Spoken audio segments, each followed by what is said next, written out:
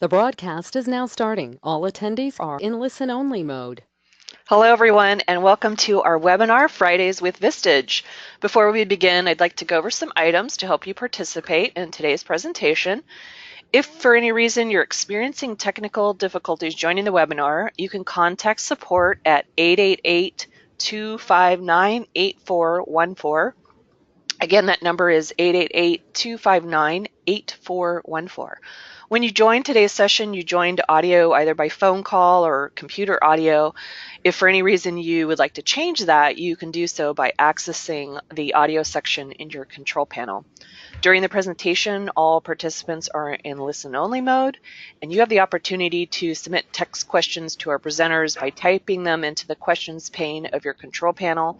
You may send in those questions at any time, and we'll collect these and address them during the Q&A portion at the end. Please note that a PDF of today's presentation, as well as an assessment tool for your use, are available for download, and you can access these through your control panel. A recording of this presentation will be sent to everyone via email within the next week. It's now my pleasure to introduce your moderator, Bill Black. Welcome to Fridays with Vistage. My name is Bill Black. I'm a Vistage member and a speaker, and I'll be your moderator today. And the title of today's webinar is Engage and Retain Your Most Valuable Employees in 2018. You know, retaining and engaging top talent is more important than ever, given the average cost of turnover for an employee is upwards of 150% of their annual salary, and the length of time it takes to replace a loss can cripple productivity and growth. But how can you be sure if your efforts to improve culture are truly moving the needle when people issues are many times identified in the exit interview? In this webinar, you're going to learn how to implement a framework for creating and prioritizing a personalized engagement strategy. And by the way, the premise of this webinar is based on data gathered from over 12,000 employees. We are honored to have as our speaker today Santiago Jaramillo. He's the founder and CEO of Amplify, and he leads a team of engagement experts in their mission to provide more reliable employee engagement insight for better decision-making.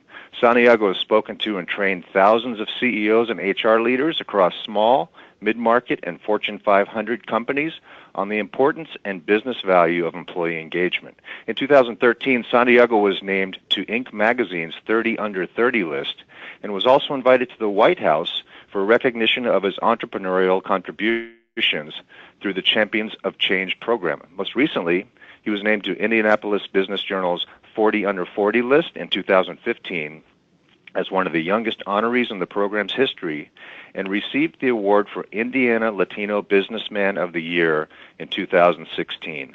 Ladies and gentlemen, Santiago Jaramillo.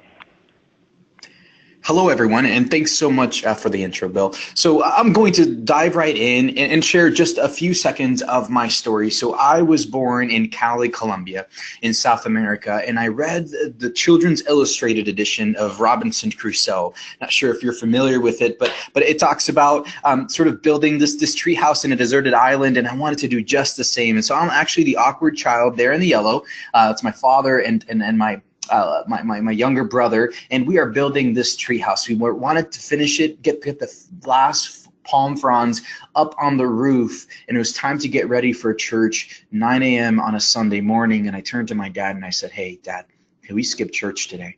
Him being a smart man, he says, "Go ask Mom." And so I did. Mom approves the skip. This is unlike any other Sunday. We are skipping church and continuing to build this treehouse. My brother and I are thrilled. 1 hour later, we heard gunshots. They were really close by. The church was diagonally across the street from our house. We looked over from the third story of our house, and there were 2 military trucks parked outside. What it turns out happened is that the leftist militia groups, the guerrillas, came into the church. They told everyone that they were the military, the army, took 125 people into 2 trucks, and were kidnapped for ransom for over a year. And so this was a tough time for the community. We didn't know if we were on a list to get kidnapped, if they were looking for us. And so really a season of turmoil and change began. And so a year later, we finally got our visa situation squared away, and we moved to the US. And ever since then, my life has really been, my life's passion is helping business leaders with adaptability, because I believe that adaptability is king in times of change. You know, I haven't done a perfect job of adapting to every sort of change and situation thrown my way, but one of the times that I did effectively manage that was I remember starting 5th grade here in the US. I had just sort of gone through this experience, had come into another country, into a totally different language, and I had a choice. I had a choice of whether to sit with the Colombian kids who had just sort of come over. They were talking in Spanish, talking about football, the real football, and just kidding, soccer. They were talking about all the things that were familiar to me. And on another table, it was full of American kids talking in English about 4th and 10 and baseball and the home run. And it sounded just completely foreign to me. I could barely understand what they were saying, and I certainly had no idea how baseball and football worked then. But I remember the step that I took. I'll never forget this. It was a step where I realized that my life had changed. I had no control of the changes that had happened, that I was in a new country, in a new environment, but I realized that I had a choice. I was going to adapt, and I was going to thrive in this country with this language and with this culture, or I was not. So I sat down with the American kids, however uncomfortable that was at the time. I learned English, I lost my accent, and I was able to thrive later starting businesses and achieving some measure of business success. And I credit it to that decision of saying, boy, the world has changed. I have a choice. I'm going to choose the uncomfortable thing. And I remember one last story about sort of my adaptability journey. I remember the hardest part of adapting to the U.S. culture, the U.S. language, was colloquialisms or idioms or sayings, right? Sort of chip off the old block, right? You've heard the saying. I had no idea what that meant. I'm like, why is this block chipping? Why are we using a block to construct something if it's chipping, right? So that one was easy. It took me just a month to get. But the one that got me for years, and it's just a little bit embarrassing to admit, but for 3 years I said the saying the wrong way. I'm not sure if you've ever had something that you find out later on that you've just been sort of saying the wrong way and no one's told you about it. This was the same experience, and it's embarrassing because it's so stereotypical. So you know the phrase, in a nutshell? So for years, I'm not sure if people felt bad for me or just didn't understand what I was saying, but I thought it was in a nacho. And so, which by the way makes a lot more sense, right? In a small, digestible morsel, you know, what is a nutshell? And so I digress. So adaptability is important. In fact, we live in a very different world, right? In 1995, our mothers told us, don't get into strangers' cars and don't meet people from the internet, right? This is good advice. 20 years later, we literally summon strangers from the internet and get into their car with Uber or Lyft, right? We live in a very different world than the world of 20 years ago. And this applies to our workforce, to our teams, to our companies, to the people that are driving our companies forward. In 1997, this is what the average U.S. workforce looked like.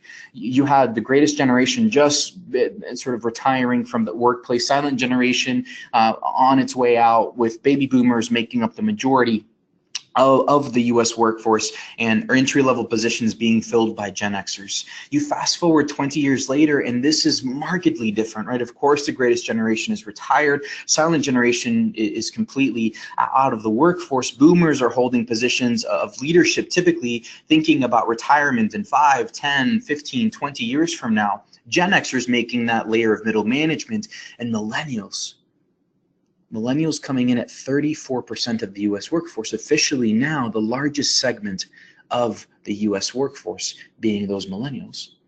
And so this is interesting because of the change, but obviously as time goes by, you're always going to have generational change. The reason why this is particularly interesting and applicable to each and every one of our business models is average job tenure by generation and the role that generations are playing in turnover statistics. And so baby boomers stay an average of about 7 years today. Maybe take a guess at how many years Generation X stays in their job on average. If you guessed 5, you're right. In millennials staying an average of 2 years in their role. when I speak in front of audiences, I ask them to guess, and many say 6 months, right? It seems that the millennials sort of are turning over faster than any previous generation. And of course, we know that turnover matters. It matters a lot because for the average employee, it costs upwards of 150% of their annual salary to replace them. At first when I heard this statistic, I almost didn't believe it. But then I realized that the problem why turnover costs are so pernicious, so sneaky, so costly is because they never hit the P&L in one expense line. It hits recruitment, it hits training, it hits onboarding, it hits lack of renewals, customer renewals, because we churn so many people that the tacit knowledge walked out with folks and the existing team struggle to deliver. Right? It's all this confluence of costs and factors that add up to this remarkable expensive cost of employees. And so Vistage does a wonderful job of asking CEOs for their sentiment on various issues. And this was just a really dramatic question and results that we saw. What are the major decisions you're going to have to make regarding your business in 2017? Asking CEOs. 2 out of the top 3 were related to people, hiring, and people and talent. This is really fascinating to think that over 37% of our top concerns as leaders are related to people. And so the interesting thing, though, about turnover is that engagement is the holy grail. Right? We can always try to pay people more to keep them. We can put golden handcuffs and have deferred compensation strategies, or give them stock options or other ways to sort of financially shackle them to stay in their job. But it turns out that the most powerful driver of sustainable employee retention that won't break the bank is actually employee engagement. Employees will stay if they're engaged, including millennials. Millennials, in fact, want to stay an average. They desire to stay an average of 9 years in their job. But the reality is they only stay 2 because they find the work environment not engaging. Highly engaged employees are 87% less likely to leave their companies than their disengaged counterparts. So that's why we're talking about engagement today. And it doesn't only matter for employee retention, it matters for hiring and attracting top talent. Burson by Deloitte states that 95% of candidates, skilled candidates, believe that culture is more important than compensation in where they choose to work. The world has changed, right? 50 years ago, paying someone on time was sufficient to get the best out of people, to be able to attract the right talent and to keep them in their job for years and sometimes decades. But the world has shifted. The expectations of employees are higher and they're different. They want a wider set of employer value propositions to be fully engaged. But the problem is that in the US, employee engagement is stagnating. It's about 30% of employees in the US workforce are engaged, and it stayed about flat for the past 5 years. So this is a problem. This is why we're talking about this, because engagement or lack of engagement is causing significant productivity challenges, attraction challenges, especially as Glassdoor.com puts employer reputations online. And before top talent ever even applies to a job, they're checking out Glassdoor.com and seeing if that's a great place to work. And if they're seeing that it's not, it doesn't matter how much money we might be offering top talent, we might be missing on significant cohorts of really skilled talent by not having a stellar brand. I've been talking to CEOs lately, and they tell me that their problem isn't getting enough new business. Their problem is actually fielding a big enough team that's engaged enough to actually perform the work in front of them. This is a really interesting problem, and this is what we're going to be talking about it today. And I find it really important to really define the term that we are talking about before we dive into it. If what we are trying to improve on and create a strategy around is employee engagement, we must start with a correct and accurate understanding of what engagement is. And so engagement, you can think about it as simply as head, heart, and hands. It's an employee's intellectual connection, their emotional connection with an employer and with their work, that's thus then demonstrated by the motivation and commitment to their hands, the work that they do with their hands, to positively impact the company's goals. And so like Colleen mentioned, that there's a handout in your GoToMeeting control panel. There's something that's called an Engage Employee Handout PDF. If you download that, you'll find a fillable PDF that you can use to sort of self-assess your engagement readiness as an organization of your leadership team.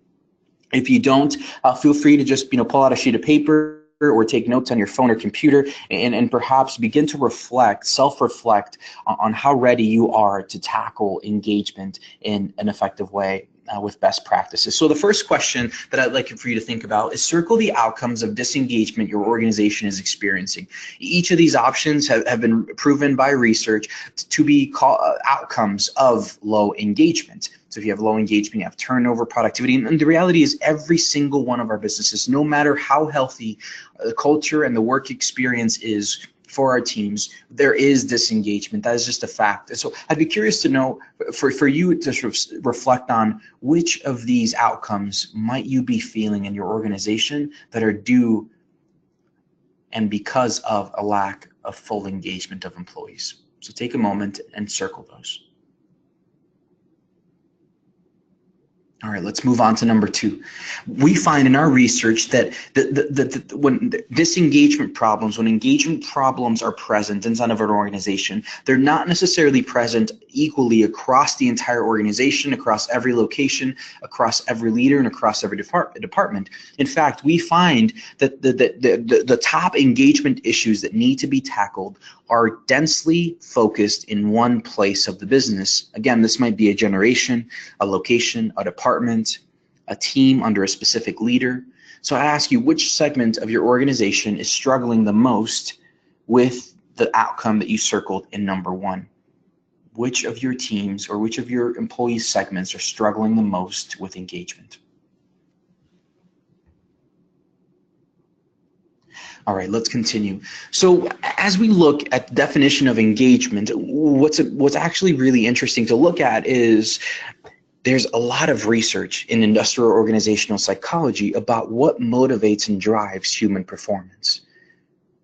And so we looked at the research and we actually found out that over the last 20 and 30 years, academia has actually proven out through psychometrically valid surveys and regression analysis what actually quantitatively drives engagement. And here are the 14 drivers of engagement. So you've got purpose, role clarity, utilization, autonomy. Autonomy is a sense that an employee can make meaningful decisions about how they do their job.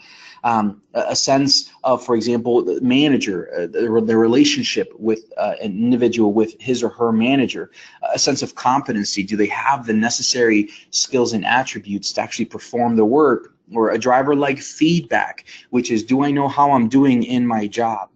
These are the 14 drivers of engagement. And the interesting thing that we found in some of our research reports is that utilization, autonomy, and feedback are the lowest drivers for the Vistage population. We have tens of Vistage customers on our database, and these are the most commonly low drivers of engagement. Utilization being the organization is using my skills and attributes in an effective way, right? So if I'm a rocket scientist, am I mopping the floor, right? Probably not being well utilized. Autonomy, again, is can I make meaningful decisions about my job? And feedback is, do I know how well I'm doing at my job? Do I know if I'm doing well or not? So I think that's interesting to look at, and perhaps you find some common ground with those drivers. So question number 3 to self-reflect on is, which employee engagement driver do you think is the lowest for the segment you listed in question number 2? So in question number 2, we looked at which segment of our employee base do we think has the most issues with engagement. What driver do you think is causing that low engagement for that team?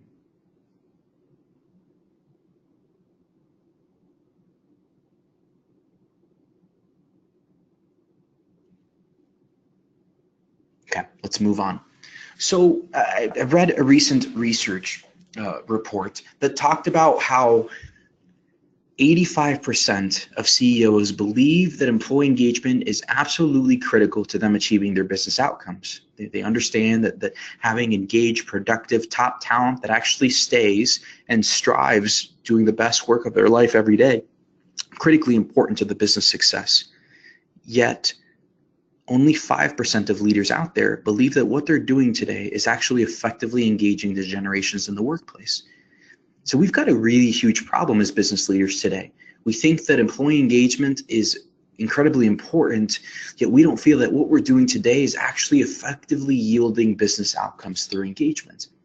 And so I wrote a book that I'll share a little bit about here later, but we spoke with hundreds of business leaders, from Patagonia to Netflix leaders to Gore-Tex to small businesses to the Fortune 500, and we found two root causes for the reason why we're not being effective with employee engagement. The first is a lack of strategy. Michael Porter, he's the author, sort of the creator of Porter's 5 Forces. He wrote the book. He wrote the seminal sort of research paper on what is strategy. He essentially defined business strategy a few decades ago. And he says the essence of strategy is that you must set limits on what you're trying to accomplish, meaning that we're not trying to do 100 things. And many times I talk to leaders that will tell me, so what's your, I ask them, what is your engagement strategy, right? And they'll begin to list a set of activities, right? Well, we got a ping pong table. We're having more happy hours. We just got everyone a turkey for Thanksgiving. And they list 10 to 15 other things that they're doing. And I think Michael Porter would say that that's a list of activities, that those things might be driving change, but that is not a strategy. A strategy is saying no to lots of things so that we can put the full weight of our focus, resources, and time and effort behind just a couple of things that will make the most difference. That's what strategy is going all in on a couple things that will make the difference and maniacally staying focused, saying no to everything else, because that's going to drain from our ability to move forward the most important issues. So that's the number one problem, is a lack of an engagement strategy, right? We say that engagement is a top 3 priority, right? But how many of us have a documented employee engagement strategy for 2018 that clearly lays out less than 3 priorities for the entire company to act on to improve employee engagement? So the causation number 2 is lack of measurement, right? So Peter Drucker, of course, renowned management thinker and business thinker, he's one of my favorite authors. I've poured through his writings. One of my favorite quotes from him is, "What gets measured gets managed." And we know this. We love to measure things. It's how we stay on top of the business. It's where we can sort of grade a metric and a KPI, either green, good, yellow, uh-oh, and red, bad. Let me go, talk to the VP or to the leader there, because there's something going on, right? We use data to make decisions about business.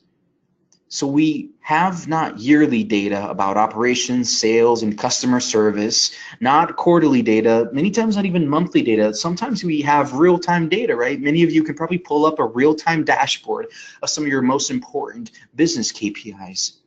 Yet if engagement and culture are so important, why aren't we applying the same level of rigor to measuring this thing that matters so much? If people are our greatest asset, why don't we have a leading indicator KPI around this? So a lack of strategy and a lack of measurement. So this is the question. This is the question that we need to figure out. The answer to is, how do we as executives and as leaders, how do we decide on and measure the impact of solving the most impactful, highest return on investment or engagement problems? Meaning, how do we know what the most important areas are that with the least amount of effort and time will yield the most engagement and yield the most business outcomes? And how can we make sure that we measure those increases so that we know if what we're doing is actually working or not? This is the question. So I wrote a book about this called Agile Engagement. Wiley Publishing asked me to write a book, and I'm going to essentially give you the book's contents in the next 10 slides. My hope is that you don't even need to read the book by the time that we finish today, that you walk out with a framework, a set of questions, not a set of answers, but a set of questions that any leader can use, from a 10-person organization all the way to a Fortune 500 organization, to prioritize the most important actions that they can take to improve engagement, create a healthy culture, and create a team where everybody's coming to work, doing the best work of their lives, where our employees are referring their best professional contacts to work at our organization because they're so proud and inspired by what we're doing, because their coworkers are talented, because the goals and mission and vision of the company are inspiring, and they strive daily to bring their best to move forward the vision and goals. And so the framework is called Agile Engagement. It's taking a book from the Agile software methodology. It's this idea that instead of planning a 100-point action list from a yearly survey, what if we actually knew the top thing that we needed to do every quarter, and we prioritize just one simple thing that would actually create more business growth? And the research around the book proved that the best leaders in the world that are creating the best cultures are managing their culture an engagement strategy in an agile way, taking the most important thing, one thing at a time, solving it, and only then moving to the next time. So there's really 4 steps. They're not complex, but they are important to sequentially do them this way. It's quantitatively measure, qualitatively diagnosed, focused action, and analyzing results. So let's jump right into the first step. What we want to do before we create our engagement strategy, or to be able to create our engagement strategy, is to quantitatively measure. We want to surface the engagement reality. And so what do I mean by reality? Well, I speak with a lot of CEOs, and I always like to ask them, what percentile do you think that your culture is in comparison to your competitors? And nearly every time I get CEOs that tell me, well, 90th percentile and above. And I chuckle, right? Because the math is impossible. We can't all be in the 90th percentile and above. And for a while, that struck me as, executives and leaders, we're a smart bunch. We're self-aware. We know what's going on.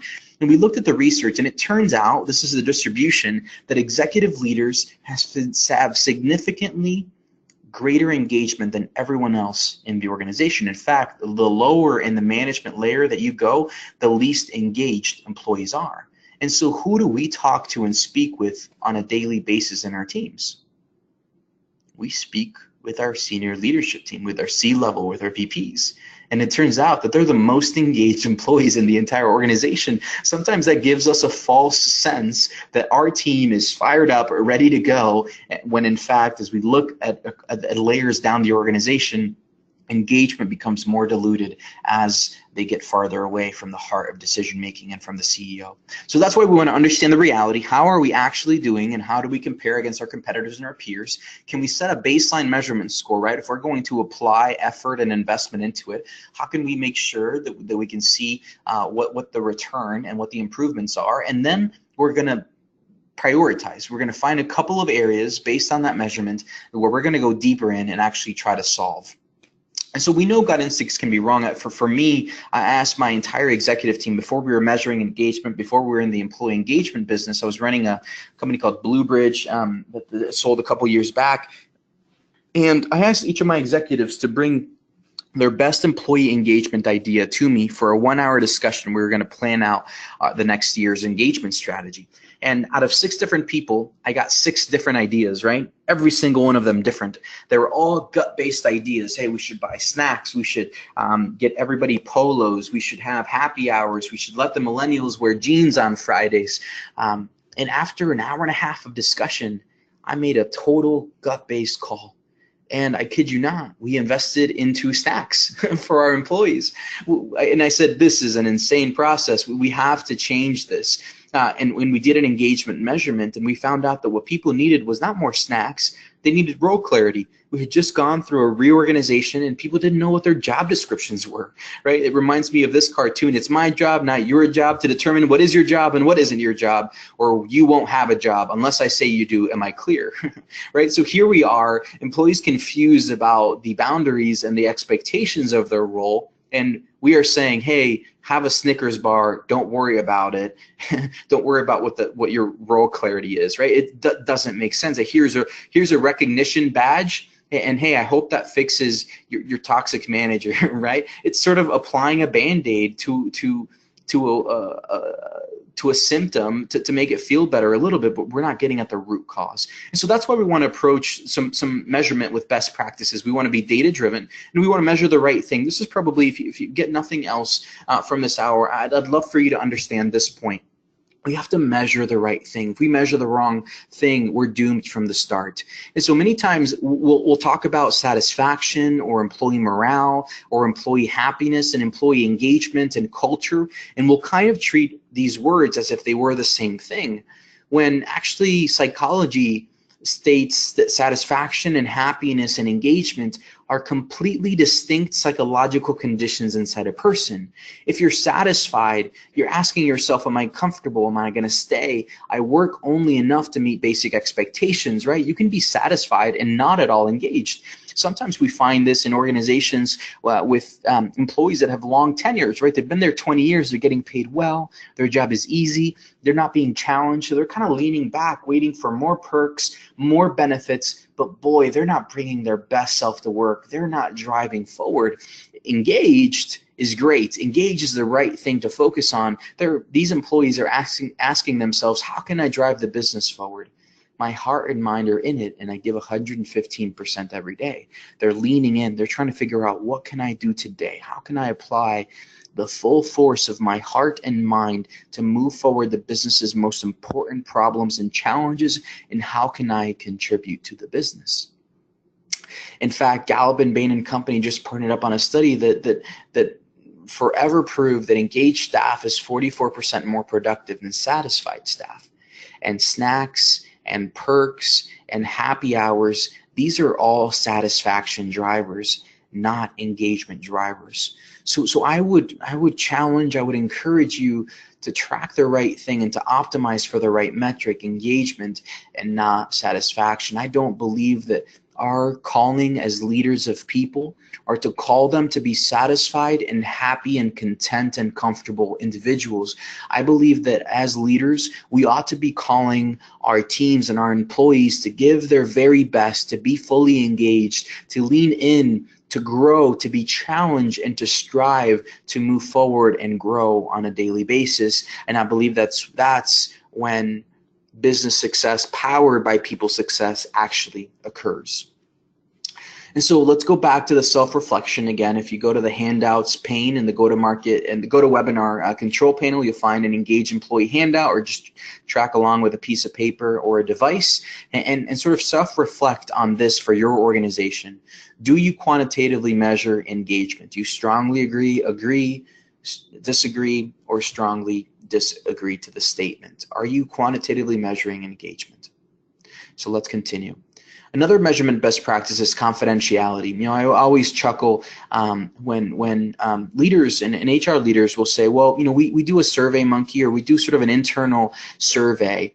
And I chuckle because that's the equivalent of telling your most disengaged employees, right, which we all have them, who probably have deep trust issues in leadership, whether right or wrong, they do. And we're saying, hey, please trust us with this non-confidential survey that we won't fire you if we find out how little you trust us, right? And so these disengaged employees that have mistrust of leadership will either just not answer the survey, or they'll simply answer not honestly because they fear the consequences of them answering accurately. And so we either get no data or we get completely invalid data, which is, I would suggest, even worse than no data at all. So it's really important that confidentiality of the responses when we do a measurement of engagement is completely assured and actually real for employees. This is why most folks that are doing this well have third-party administrators for their employee engagement measurement. So I'll ask you this question to self-reflect on this. Employees are confident of the complete confidentiality of their responses. Are your employees totally confident that their responses are confidential so they can be fully honest and candid in their answers? Let's continue. It's also really important to be able to segment employee engagement measurements, to view engagement measurements by team, by department, by manager. It's only in this way that we can granularly understand what the top priorities are for engaging our team. And then lastly, frequency, right? I'm going to say it, the annual survey is dead.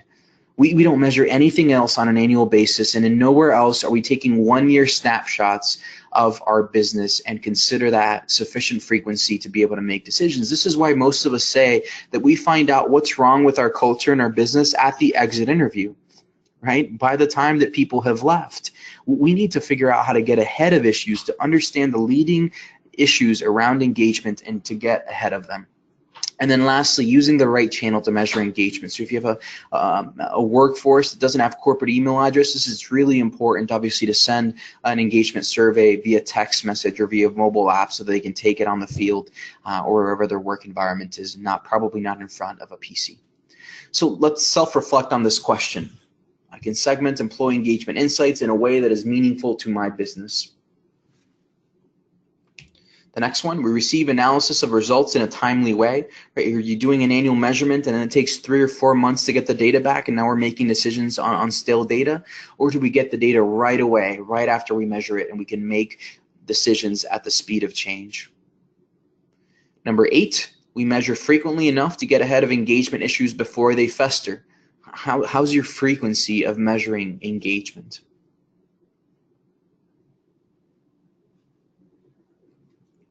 All right, so for the next of the presentation, I want to tell you a story of how a Vistage CEO was able to successfully complete this Agile engagement methodology and yield some really interesting business results for his business. So the case study that we're going to be talking about during the next 3 steps is a case study of TH Marine.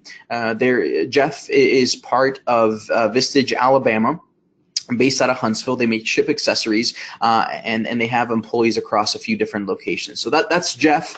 He's a general manager for 3 years. He's been tasked with improving employee turnover as the board realizes that turnover is a huge cost of the business and is actually the outcome of some significant cultural issues. And so this was the measurement that Jeff was able to do. Right? This is a heat map, right? You've got the 14 engagement drivers on the top and the x-axis, and you've got different departments on the left-hand axis, on the y-axis. And so this heat map goes from top right is blue, very strong, to not so strong, not so good on the bottom left. And so if you're Jeff and you're trying to figure out what is the biggest issue that I have that I can tackle that will yield the most engagement ROI if I'm able to solve it, right? We probably all look at production team there, and we looked at utilization. The driver of utilization is very low, extremely low for the production team. And so this is the measurement step, right?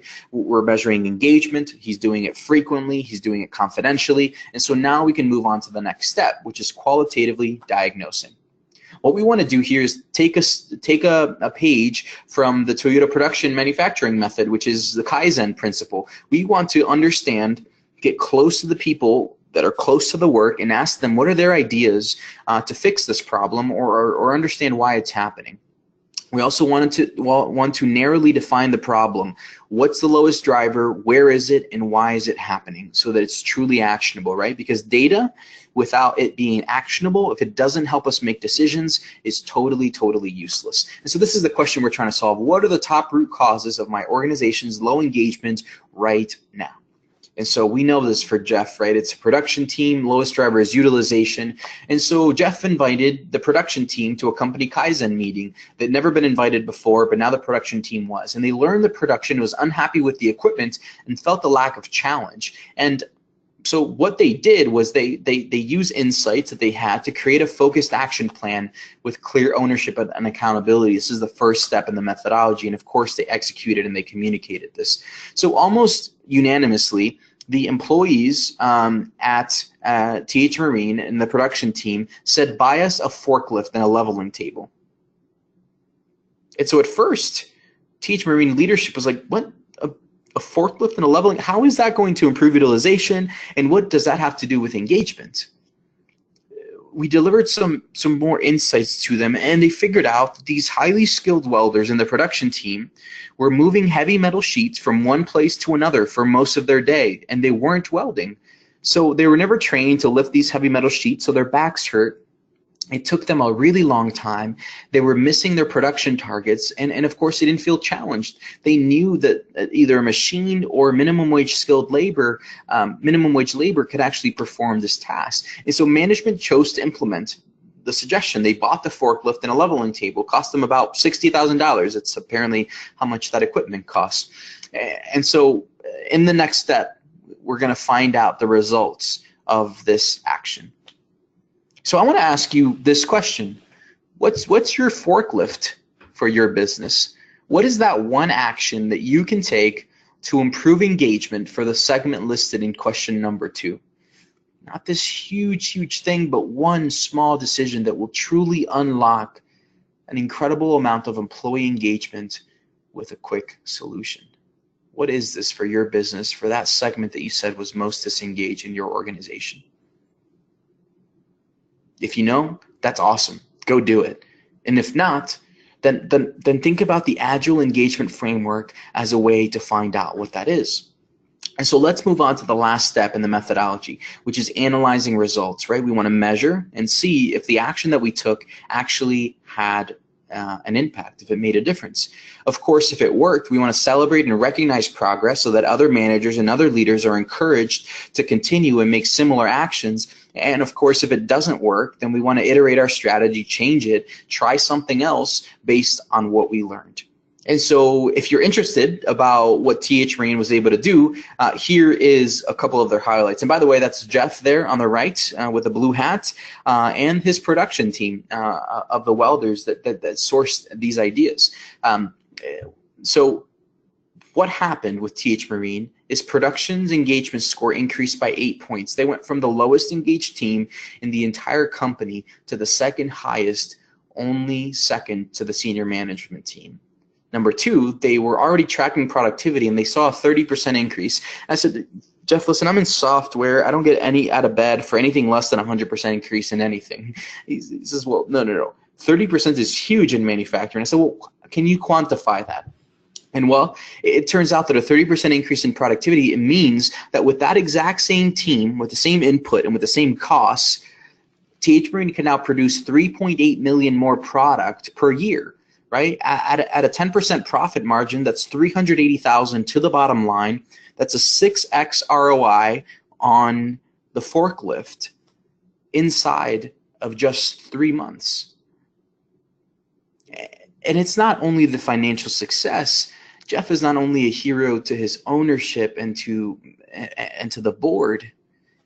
It's to his people. His people feel heard. They feel valued. Next time they have an idea to improve the business, to make it a better working environment, they're going to speak up. That supervisor now knows that management expects employees to come up with ideas to continuously improve operations, and that those contributions are heard, rewarded, and valued. And so I'll leave you with this story. Back in the 1940s, Betty Crocker came out with this incredible new food technology called Ready Cake Mix. Apparently, before then, you had to make a cake completely from scratch from the raw materials. And so they were really bullish, Betty Crocker management was, on what the sales projections were going to be for this new sort of revolutionary product, from hours of manual labor to literally putting water into a food packet mix, stirring it, putting it in the oven, and it being done. They launched to market, and sales were really disappointing. Betty Crocker at first was puzzled. Why didn't this work? Such clear cost savings, such clear time savings. It's better in every single logical way. Why isn't this flying off the shelves? But what they missed was that people who would make this ready cake mix and would put it in front of their guests when they would have guests over for dinner, this cake would feel like a fraud cake, right? Like you went out and bought a cheesecake at the store and tried to pretend like you made it, right? It felt like a farce. People had such little involvement in making the cake that they didn't count it as their own. They didn't have a sense of ownership. What Betty Crocker learned at that moment was that participation and involvement breed ownership. And I would suggest that taking this lesson around consumers, applying it to employees is just as relevant today. Instead of us rolling out the next engagement and culture efficient initiative and rolling it out top down and saying we this is what we're doing, it can be so much more powerful to start by first asking employees, how can we better serve you? How can you be more engaged? Sourcing those ideas bottom up through grassroots initiatives, and then recognizing the person who actually volunteered that idea. The team will have such a sense of ownership and buy-in and participation with that initiative, because instead of it feeling like it's a top-down directive from management to squeeze more productivity out of people, it feels as if it's an organic, authentic, bottom-up suggestion from an employee where leadership is caring enough to listen and taking action. And so I want to leave you with this question for you to think about, reflect, and write down. What is your single greatest takeaway from our time together today? Maybe it's the difference between engagement and satisfaction and happiness. Maybe it's the fact that we need to measure in a scientific way. Maybe that we need to provide a confidential channel for employees to be honest about what they need to be engaged. Maybe it's frequency. I'm not sure what it is for you, but my hope is that you're able to clearly walk out with a tangible, practical takeaway to improve engagement at your organization and help your people and your team do the best work of their lives. And so as we finish out here, I want to briefly share what we do at Amplify. We're not the only ones in this space helping leaders make decisions about their people that yield business outcomes, right? We've got really two axes that we can look at in terms of the folks and the options that you have. You've got the frequency, right? On the left-hand side, you have annual frequency, and on the right-hand side, you have very frequent insights. And then the y-axis is the validity, the science behind the insights. And so on the left-hand quadrant, you've got your traditional consultants, or they're going to do an annual survey, not very frequent. They're going to spend a lot of sort of human time.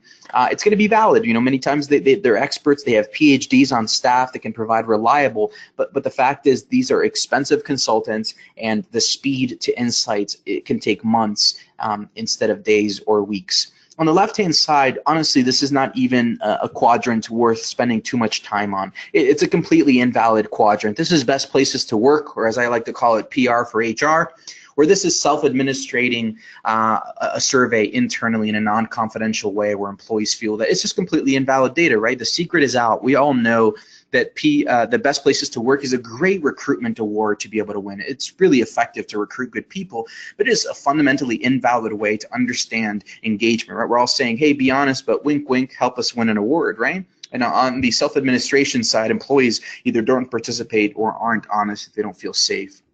And then on the right-hand bottom side, you have tools that ask employees, hey, are you happy at work every single week? Are you happy at work today, right? And so this has no science behind it, and the frequency of it is actually disruptive. We find ourselves playing a game of whack-a-mole with the employee complaint of the week, right? Give us more snacks, move the office closer to my home, and we're like, well, that's not engagement, and no, we're not going to do that, right? And so we invest in these programs and find out a year later that we actually didn't have, that was fun. And when the novelty wears off, we realize there's very, very little business impact. So the top right quadrant is what we want to shoot for, right? You can kind of go with us or one of our competitors here, but this is the valid and frequent. It's going to be on a quarterly frequency, which is sufficiently frequent enough to get ahead of the speed of business and change and ahead of the exit interview before we lose people. But it's grounded in science so that you can actually trust that this is measuring engagement in a reliable and accurate way. Our process is to send a text message, an email, or a mobile app to an employee with a short survey that takes less than 6 minutes and 11 seconds. We ensure high participation rates, and we give you a single KPI, the best single leading indicator of engagement that puts in all of the signs, all the psychological conditions, and all of the drivers related to engagement, and shows you on an easy to navigate dashboard where you can slice and dice it by location, by department, by manager, by tenure, and by generation, able to easily see results. And then when you find your focus area, when we say this is where I want to focus and improve engagement, we're able to send a smart pulse specifically to one team to yield ideas for how to fix it. And between the employee ideas and the expert engagement strategist that we pair with every single one of our accounts, that helps with communication plans, accountability, prioritizing actions, and is, by the way, delivering a results presentation 3 to 4 days after the survey ends, super, super quick turnaround, is able to provide personalized coaching and best practices ideas to truly yield the actions that are going to yield the most engagement increase, that are going to help us achieve industry-leading retention rates, productivity, and the most engaged workforce to be able to achieve our business's goal and mission. So thanks so much for listening. This is what we do at Amplify. One last call to action. If you want to learn more about Amplify and what we're up to, you can go to our website, amplify.com, or you can simply send an email. You can just send a blank email to webinars@amplify.com. We just came out with a new employee engagement research report that talks about what matters more to each generation in the workplace. What are the drivers that are driving the most engagement for various generations, various tenure, and begins to expose a data-driven look at some of the most important engagement focus areas that we have seen from now over 30,000 employees participating in our database. So if you'd like that, again, send an email to webinars@amplify.com or feel free to reach out, and we'd love to talk to you. So as we wrap up, we have a few minutes for questions. Thank you so much for the time. It's been an absolute pleasure to be with you today. I hope that you're walking away with 1 or 2 tangible action items that will help you create an engagement strategy that will help your employees do the best work of their life. Thank you. Santiago, thanks very much. Great job. We have some questions, and I want to remind you, if you're listening, that you can put your questions into the question toolbar at the right-hand side of your screen. Also, we had one person that asked if the audio was available. Yes, the audio, the replay of this will be available on the Vistage website next week. One listener asked if there are samples of engagement surveys available. Santiago, can they find that at your website?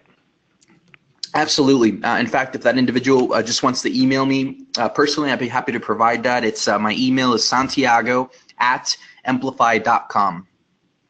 And we had another listener asked if you would show the driver slide again, but I want to do one better. You can access in the handout section of the toolbar at the right a handout called Engage Employee Handout, and it lists all of the key engagement definitions and the drivers. Santiago, with regards to that, one of the questions was that feedback is one of the 3 lowest scored engagement drivers.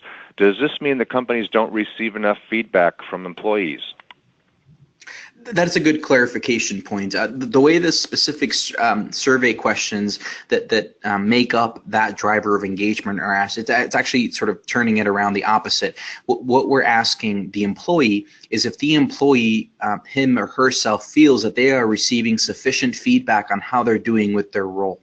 So it's if the employee is getting enough feedback, not if the company is getting enough feedback. I see. Okay. Here's another question: is when a part of a multi-tiered management team, where does the implementation start? Sure. So for most companies, from 30 employees up to 1,000 or so. Typically, it's very easy to start with the whole organization, right? Most of the time we deploy Amplify insights to the whole organization, and we pair that engagement strategist with the C-level. Sometimes, though, customers actually want us to pair an engagement strategist not just with the CEO, but with each VP or with each C-level, with each sort of major leader in the organization, which we're also happy to do.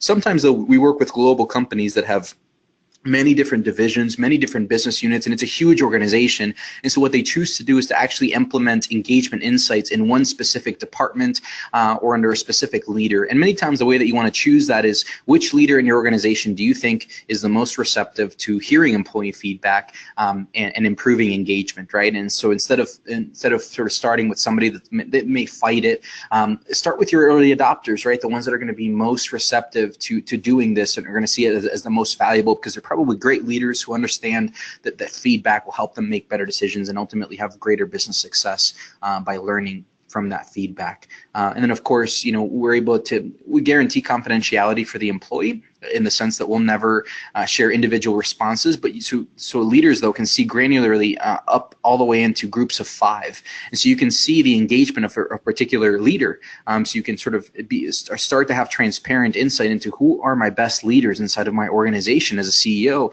because you're able to compare, what's leader A's team's engagement versus leader B versus leader, C, etc. Perfect, and that's a lead into our next question, which is, what if I ask for feedback, but then I don't have the internal bandwidth or budget to implement large initiatives or programs? Sure. So from a budget perspective, many of the right solutions aren't necessarily a forklift, right, that requires $60,000 worth of investment.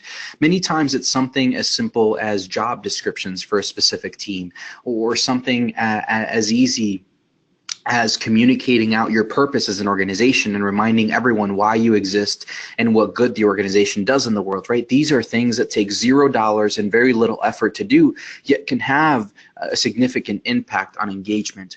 And then on the bandwidth, to act, well, I think that we have to start with the reality that we are all doing things to try to improve engagement, but they may not be the right things, right? And so what I would actually challenge, that the person asking that question is to say, what things can you stop around what you're already doing to create a better culture and create engagement?